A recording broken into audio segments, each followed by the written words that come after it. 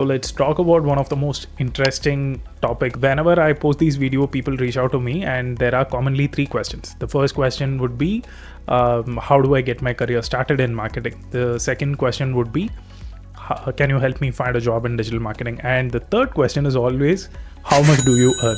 For some reason, we are always obsessed with salary, and that's a good thing because early in your career, earning is really important, and it is critical that you have enough insights in order to negotiate and get the right salary which you deserve as well. So in this video, I'm going to talk to you about the factors which are going to affect your salary, general salary range for digital marketers, how do you get a better pay during the interview process, or prepare yourself in order to get better pay, and how to negotiate your pay during a job interview so that you get the best offer out there. And if you guys are here for the first time, please do subscribe. My name is Lakshman. I'm a marketer and an entrepreneur and now a content creator. So if you like these kind of videos, then go ahead and subscribe to the channel. Let's jump into the video. So the first one is the factors which are affecting your salary. So if you're a fresher, then the industry definitely has a base range and you're definitely going to fall into that. But within that range, there are scales. Like there is a minimum scale and there is a maximum scale. Where do you fit in between these scale? It has some factors which determine that. The first one obviously is your route to the interview. Like how are you getting into this interview in the first place? If you are going through campus placement, then it's a different thing. If you are going through an off-campus placement, it's a different thing. If it is a walk-in interview where you are entering into the agency straight away that someone referred you, then it's a total different thing. So the way in which you are attending this interview itself has an impact in your pay scale, and it's a harsh truth. I'll come to the points later when I discuss about my salary, etc. But for now, just keep this in mind that the way you're getting into the interview does have an impact in terms of what kind of pay you get. The second one is what kind of education qualifies you. Whether you have completed a certification, like you have completed a different degree instead of an MBA or a BBA, but you have done some certifications in digital marketing and you're entering into the field. Now that will have some impacts for you. And most importantly, the designation which you are applying for. So let's say if you're applying for a product marketer in an IT company versus an email marketer in the same company, both these designations will have a different pay scale. Because an email marketer is more of a support function, whereas a product marketer is directly tied to the revenue in a product company. So what kind of designation you're gonna play in which company, again, affects your salary range. And the last important thing is the industry you are in. So every industry in stock market terms, it has a price to equity ratio, or in general called as PE ratio. And throughout decades, we will see one group of companies or one particular set of industries performing well than the other group. So if you are in the industries which pay high, for example, agencies, digital marketing agencies, and they have probably a very low paying structure, but they give you a lot of learning. And industries like manufacturing or retail, these kind of industries don't pay you the best, but they pay you good. And then comes the IT companies, like especially over the last 5-6 years, fintech companies have been like really stealing people away with the best pay in the market. So the kind of industry you belong to also has a significant impact in terms of what kind of pay you attract. And this is all for freshers. Some of them applies for experienced professionals as well. But if you're an experienced person and if you're taking a job switch, then 90% of the time it is determined by your current salary. So let's say if you are in 5 lakhs per annum, they'll give you around a 30% to 60% hike. Depending on your performance in the interview, again, you would attract anywhere between 30% to 60%, and that's a pretty decent hike number. And let's say when you are doing a job hop, if it is also sort of a promotion, let's say you are a marketer for so long and all of a sudden you are becoming a marketing manager, or you're a marketing manager for so long and in the new company you're going to play the role of a director, basically you're moving from an execution to a people management role, then that would also attract a huge pay rise for you. So designations do matter, at least on the paper level. Of course, when you get into the company, designations play a very, very small role, but while you are taking up the job, designations do matter, so please do check on it. And the type of companies you are getting into. So when you do a job hop, whether you are getting into startups or MNCs, whether startups pay good, actually startups pay you better than MNCs.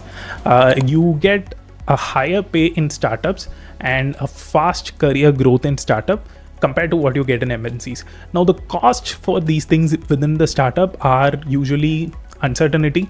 You never know when you're going to get fired or when the company itself is going to, whether it's going to survive the next year or not. You never know. So uncertainty in terms of the job is always there.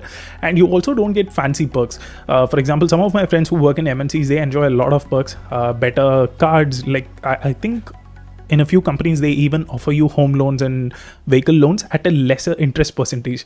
Imagine that. You have to have a better civil score, but these guys, just because they are working there, they get all these stuff. So really amazing benefits MNCs do offer. But at startups, you just get a better pay and you have faster career growth. And personally, I'm a startup fan, so if you're someone who is exploring startups, do give it a try. You will have the best learning of your life while working in a startup, and I've always been an advocate of this line. When I say salary range, I'm going to give you the actual numbers. Take it with a pinch of salt. There could be some differentiators, but this is thoroughly based on my experience and with the companies I have worked with, what kind of pay they give, with all those stuff. Again, let's start with freshers. I'm going to look this side because I've written all these stuff. With freshers, again, depending on the PE ratio of your industry, the lower PE ratio state, like, manufacturing sector, agencies, etc., they sort of pay you around 15,000 INR per month for freshers. This is a benchmark figure.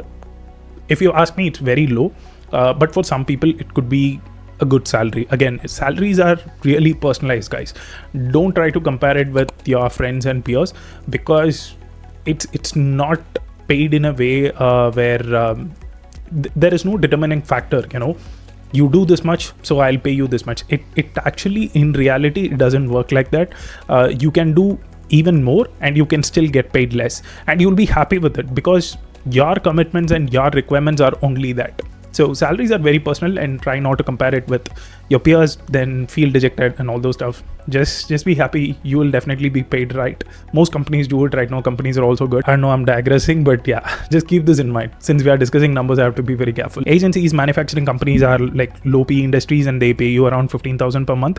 Some of them even go to 12,000 per month. I'll try to suggest you to push to get a minimum of 15k, guys.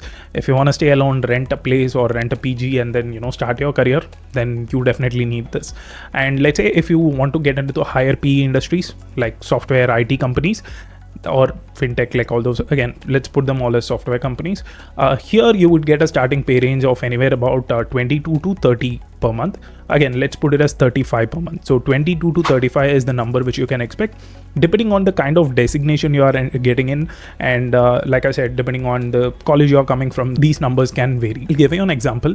When our batch, I did my MBA, and when we graduated, our batch was paid, the average sum was anywhere between 4 lakh per annum to 6 lakh per annum. This is the pay range wherein we initially got placed after MBA. Now, when I entered into the company, I could see for the same role, people who didn't do MBA but did engineering or other arts degree, but they completed any marketing courses and they entered into the company. They were paid anywhere between 3 lakhs to 4 lakhs per annum, like 3.5, 3.6. That's the pay range they were given, and we were given somewhere on the upwards of 4.5. So 5, 5.56. This is the pay scale which we were put in. For the same job role, if you are from a tier 1 institute, then they were paid somewhere around 10 to 14 lakhs per annum. And if you are from IIMs, like the top creamy layer, then you can expect anywhere more than 15 or 18 lakhs per annum. And like I said, if you are an experienced person, then it mostly depends on your current salary. So from your current salary, expect anywhere between 30 to 60% of hike, and that's a pretty decent number which you can expect when you're doing some job ops. Let's get into the third part, which is how to get better pay. Okay, I might get cancelled for this, but job hop. Okay, job hop is basically you switching jobs. So switch jobs every 2 to 3 years. I know it's not something which is advertised, but early in your career, I urge you to switch jobs every 2 to 3 years. Don't stay in the same job, because you will get comfortable after 2 years. You know what you're doing, you know the people, and you sort of get comfortable. So instead, I would urge you to switch every 2 years or every 3 years in the early stages of your career. But once you settle, like once you're done with 2 to 3 switches, then take a pause and do every maybe 3 to 5 years or 5 to 6 years is the average range where you can see. The top is 20%, but when you do job hops, it would be around 30 to 60%. So I don't know why the structure is like this. Some companies do follow out of what I just said, but predominantly most of them follow this same protocol. The second point is offer more than what is expected out of your role. Now, few key things which helped me in my career or helped me to stand out was, apart from just marketing, all these social media, emails, etc., I could really write well. I was a good content writer. Plus, I could also design, and of course, I could also speak. And lucky for me, that was the time where designs and videos were in huge demand. Like over the last 5-6 years when I started my career, you could see that videos have boomed. So me being a content creator was a huge asset to any company I was a part of. And that sort of helped me to deliver more than what is expected out of my job role. So look for these opportunities and try to deliver more than, your job role. If you have some additional talent, then try to make use of it and see how you can offer to the company's growth. This is going to make you inseparable from the company's existing structure, and good companies, they will definitely recognize such contributions. So if you have some additional talent, make use of the same. Constantly upskill yourself. This is critical. For example, last 1 year, everyone is talking about AI, right?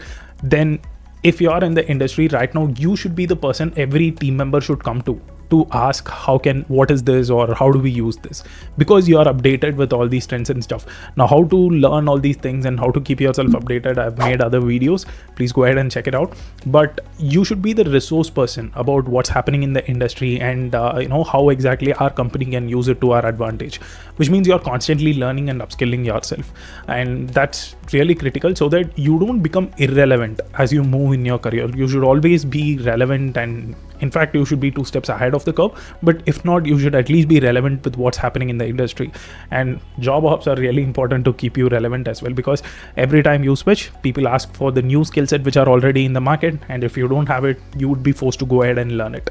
So again, it all connects, right? Third point, which is a small thing, but when you job hop or when you switch your job, try to pick an industry where you're already there. So let's say if you have worked in an e-commerce industry for the last 3 years, when you switch to another e-commerce industry or a place which requires e-commerce experience, you would have an innate advantage with that role, and this would help you to negotiate a better pay. See, any job will have a range. Okay, there is no fixed pay for any job. For example, if I say 5 lakhs, it ranges between 4 to 6. That's how the range is going to be. Now, your performance in your interview and your skill set, all these things would determine which scale you're gonna fit into. So if you have this industry experience as well, apart from just the marketing experience, then that's gonna put you on a far end of the spectrum. So that's again one to your advantage. Let's move on to chapter 4, which is negotiating your salary. This is really important, man. You need to understand the general pay the job role which you're applying for offers. Now, in order to determine this, there are multiple ways. The best thing for me is if you have a HR friend, go ahead and ask him. Like even in your previous company, if you have good relationship with the HRs, just go ahead and ask them. If they have this Naukri backend login, then they can actually go and check what is the pay range within the given company, and they can give you those insights. But if not, at least ask 2 people or ask 2 people in the company or in similar designations what's the pay range. Like form a network for yourself where you can gather all this information.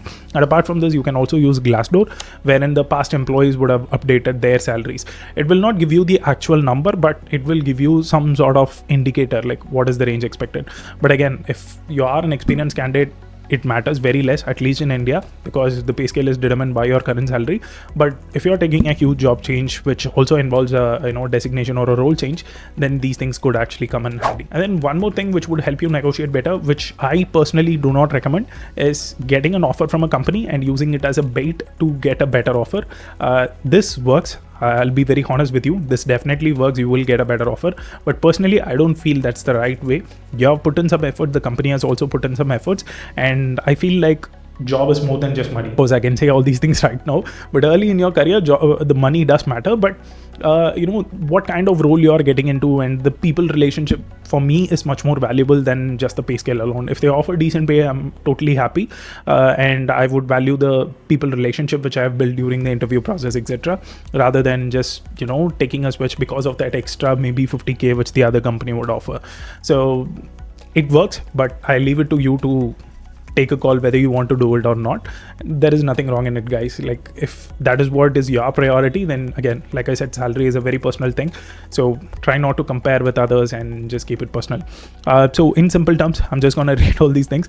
The first thing is constantly be learning. You have to upskill yourself and be the resource person everyone turns into whenever they need something. The next thing is learn new trends in the industry. That again, someone's the earlier point. And job hop every 2 years and later on every 5 years, so that you get better pay, like you get a good salary jump, as well as you are also staying relevant in the industry as well. Offer more to the company than what it is expected out of you. All these small disproportionate things which you do would have a huge impact in terms of how the company values you. So let's say all of a sudden, if you tell them that, like, I want to leave, then the company will try and retain you. They'll say that, okay, is that company offering you 30% more? We'll offer you that, right? Don't take a job switch, just stay here. We'll offer that salary for you because we value you so much. So it's important you create that sort of relationship and impact during your role as well. And that's pretty much it. I think I've covered pretty much what I wanted to say. But other than this, if you guys have any questions, I reply to all the comments and I answer all the DMs. The links to my Instagram and LinkedIn handles are in the description, so go ahead and check it out. And